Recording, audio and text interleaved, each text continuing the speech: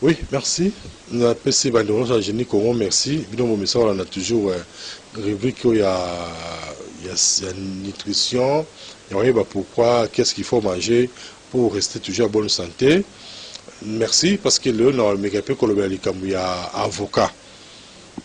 Mon avocat tout l'air avocat et puis avocat mon peut belé hein parce que comme quelqu'un avait dit est-ce qu'il n'est pas moyen le bloco par rapport à période néanmoins. Oui, réponse à vie qu'il doit mon avocat comme belé dans une ligne le BP comme il y a avocat. Mais avocat d'abord il va que ezali d'une manière générale azali na taux élevé à protéines. Hein, d'une manière générale avocat a un taux élevé à protéines. Et puis avocat aussi azali donc en fait par exemple le fruit hein, par exemple fruit mingi avocat dépasse avant la protéine.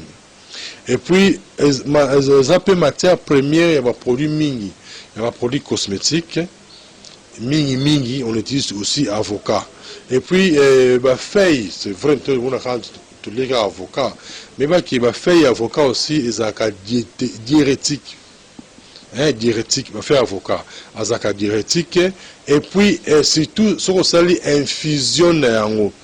Même si nous sommes dans le livre à comment, au moins le livre à comment, na page 37, là où je parlais, na comment titre des alliés 20 d'avocatiers.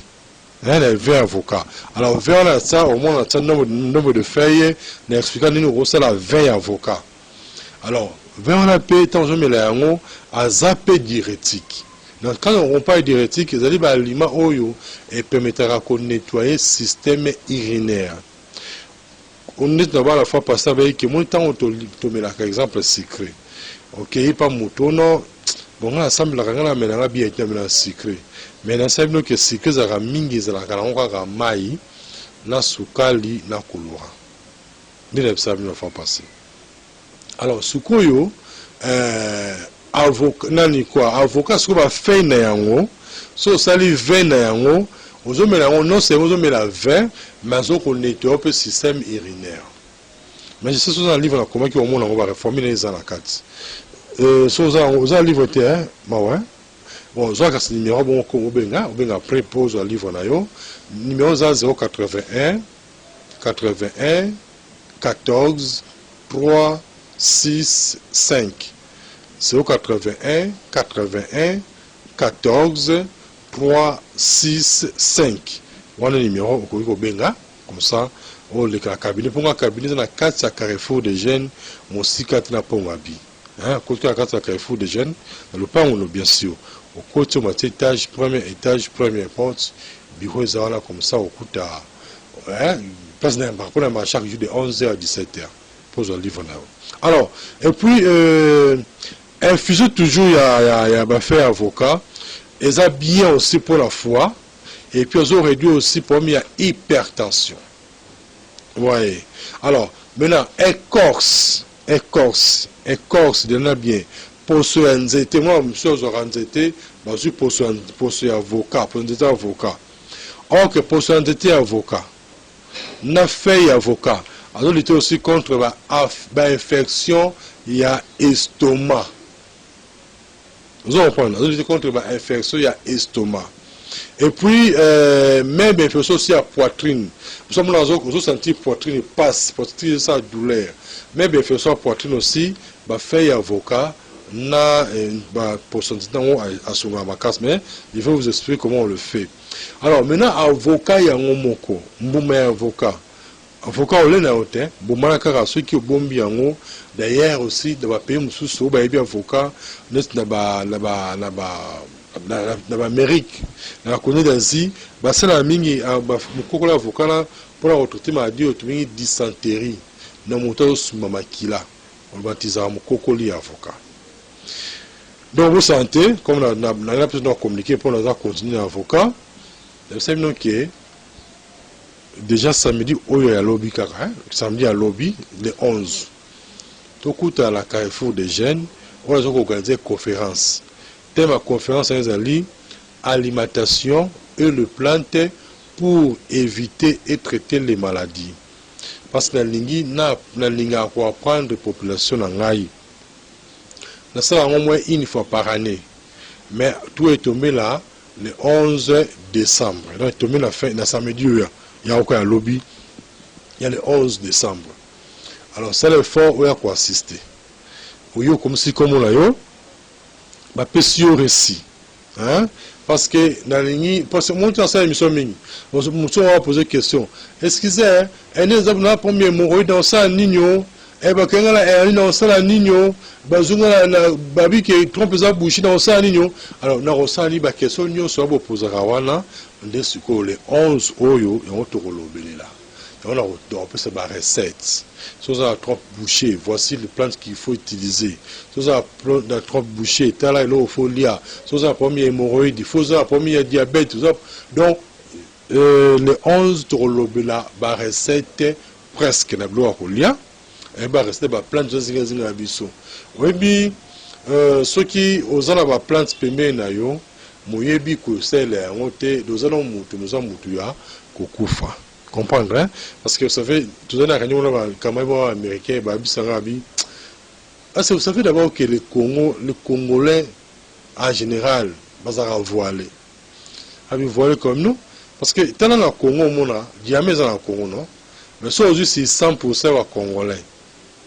En tout cas, gros auteurs, 2% des Yebi et l'autre, diamant salaka. Même diamant, gros auteurs, diamant, peut couper sur ma belée. C'est tous les Quinois. Même le Congolais en général, il ne peut diamanter. Même or, on a fait or, il y a un peu or. Voilà, parce que tout ça, voilé, tout ça, quand la sens, il y a découvrir, tout ça, ça y est batté. Et puis non seulement aussi ça, mais bissomo européen, bissomo Congo, tout ça, le sens que c'est là qu'on a y bien, on a dit mon ninga pas y c'est ça les défauts. Et là, monsieur, tout le monde a assumé la main. Tu vois, à la fin de l'année, non?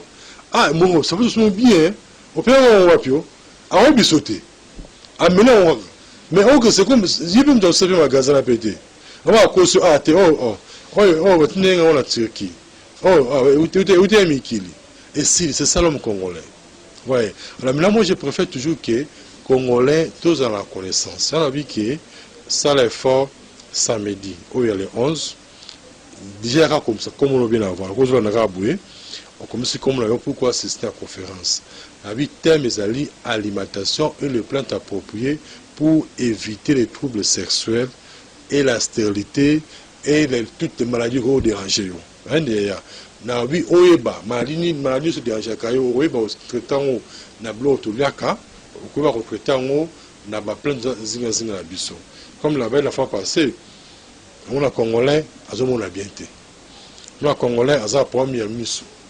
Aza premier glaucome, aza premier cataracte, aza premier oui que moza sexangaye congolais pas ba rappel Covid congolais. Nous avons tout. N'abseno boyandeko. Ceux qui Afrique c'est un paradis. Hein? Il y a que jardin d'Éden et Zarala Congo. Parce que nous avons penza à Dala Eve, au Vanda. Congo. Parce que nous avons tout, sauf rien. Alors nous devons aussi connaître tout, surtout nous les Congolais.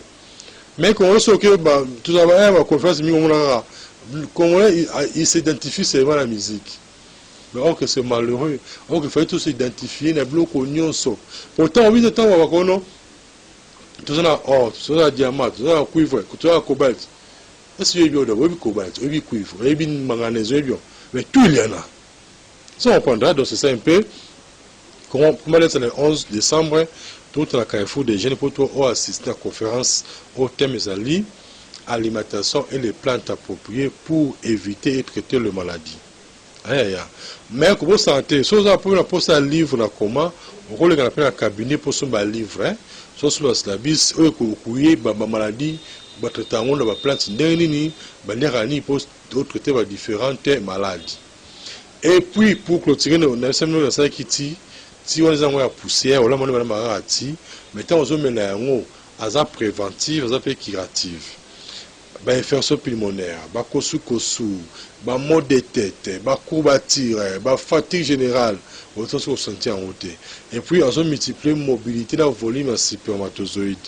c'est pourquoi ben qu'il n'a pas papa il faut balambe la rayon régulièrement soit balambe liyo poto bah tu sais une kuira pousser ya tiwana au balusi comme ça aux hommes là on te la suite ya limisa parce que déjà qu'on a vu ça qui va au chité sur les gens songi prochainement en côte en long et en large la maladie soignée par avocat talis aboué moi mon dit mon que monsieur Siri oh on m'a dit que tout ça la bus dans la conférence pour la salle on a bien ça zaté oh du doigt sur donc coquille azar a été vous voyez donc c'est ça un peu bien même après sur la question posée dans 081 81 14 3 6 5 081 81 14 3 6 5 ou bien 089 62 68 038 089 62 68 038 comme ça bien après si les questions posées là qu'on répondre yo nous allons souvent tout le monde la prochaine mais qu'il y a nous Athanase Luzolo ce que c'est peli peut singa mo nzambe merci et puis na yemoko Doudou Moutiri mais le grand cabinet la Carrefour des jeunes pour comme ça combo surtout sur mon livre ou bien au son bâti na yo côté à la Carrefour des jeunes au étage premier étage première